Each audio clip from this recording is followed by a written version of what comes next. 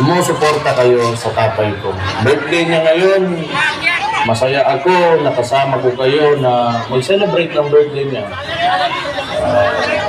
Yun lang, nasa Hague siya, ngayon sa Netherlands, nasa ICC. Kasi inaresto sa hindi tama na paraan, illegal na paraan, yung tatay ko. At isinuko ni Bongbong Marcos sa mga doon sa Netherlands, sa ICC.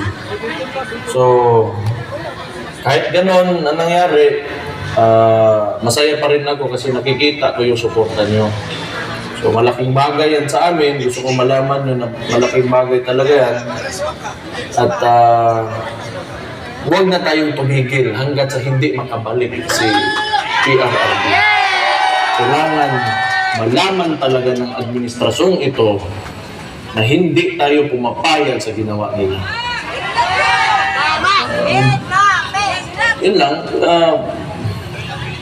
Again, gusto ko magpasalamat kasi kung hindi dahil sa inyo, wala na akong lakas. Mahirap din yung sitwasyon. Alam ko, marami tayong nasasaktan ngayon dahil sa nangyari, pero mahalaga talaga na lumaban tayo. Hindi pwede na tayo ay magpapatalo lamang. So, kailangan pakita natin na hindi tayo talaga pumapayag.